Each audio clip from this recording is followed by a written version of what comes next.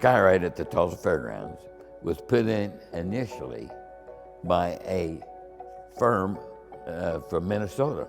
There was a company called Stewart's Infrared Sandwiches. And this sandwich company made its fortune selling heat-and-eat sandwiches out of truck stops and convenience stores.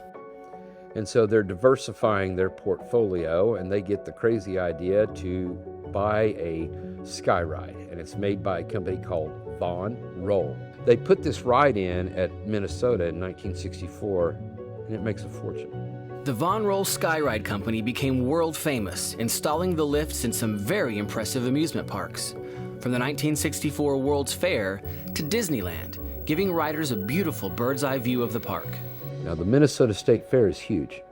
It services the Twin Cities of Minneapolis and St. Paul. Lots of people. Big fair, lots of money.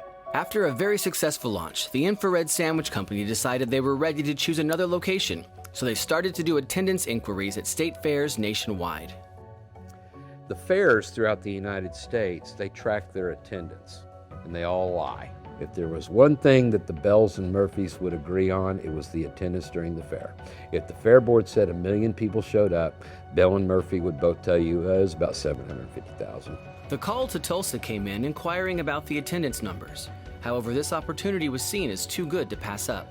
The people in Tulsa were not telling them the true numbers that were coming to the Tulsa State Fair. And so Infrared decides, okay, it worked good here, let's put one in Tulsa.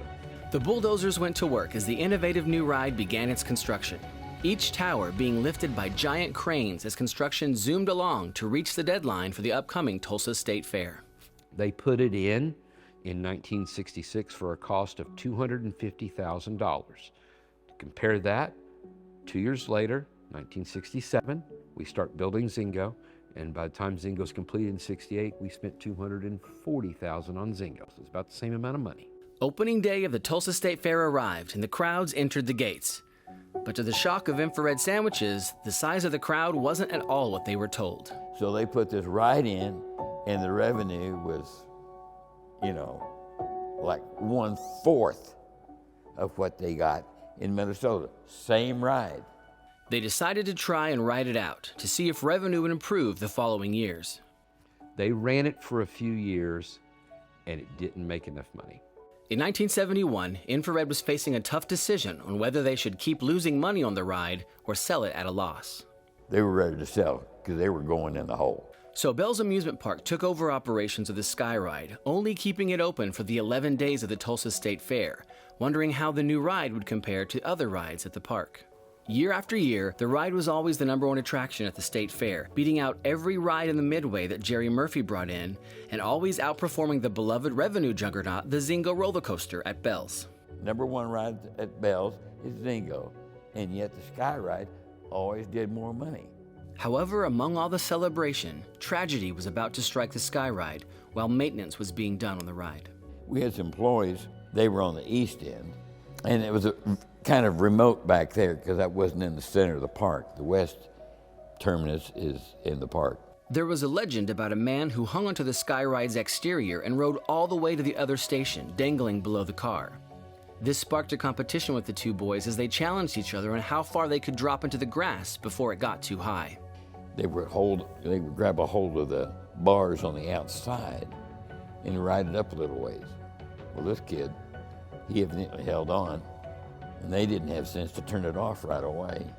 He soon was too far to drop safely to the ground, so he tried to pull himself up, quickly tiring himself out as the car ascended to the taller towers.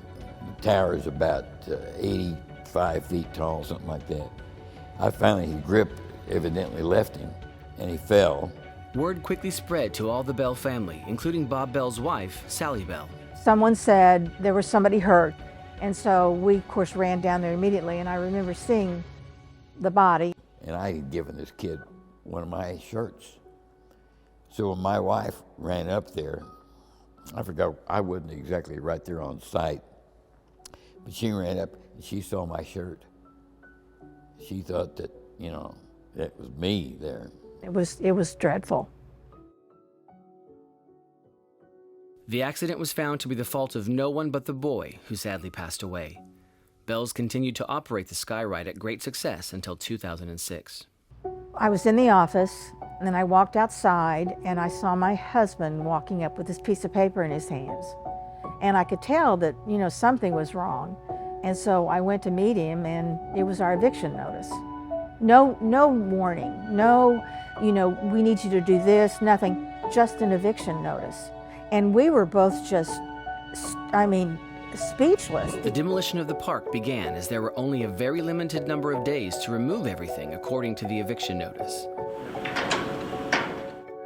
A scramble to remove and tear down rides began as the Tulsa icon was dismantled, one piece at a time. It was terrible. That's all I can say. It was terrible. I remember going out one night and picking up bricks. I just wanted some bricks or something from the park, and I still have some of them, but it was unreal for one thing. It was unfair, and it was stupid. It was just a stupid thing for them to do. In the end, an estimated $5 million worth of infrastructure had to be bulldozed after the deadline passed. The Bell family had lost a 50-year-old treasure started by Robert Bell and passed down twice as the decades passed by. But the story of the Sky Ride didn't meet the same fate as the other rides. And we owned it until the day they kicked us off the fairgrounds, and the fairgrounds bought it from us. The Bells Amusement Park story will be told in an upcoming documentary named Paving Paradise. State fair attendants suffered from the political fallout of the Bells' eviction, eventually improving some. However, the Sky Ride would never see the glory days when people would take it into the Bells Amusement Park from half a mile away. To make matters worse, another death happened as two maintenance workers replacing parts on the tower had a catastrophic failure on the maintenance basket, leaving the two men hanging from the tower for some time as rescue workers pulled them down.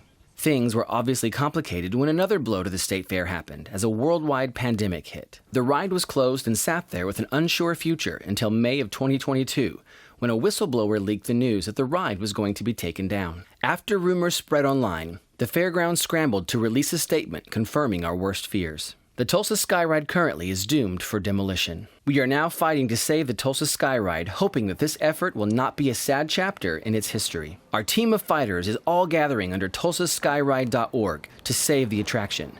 Please join us to save this historical ride.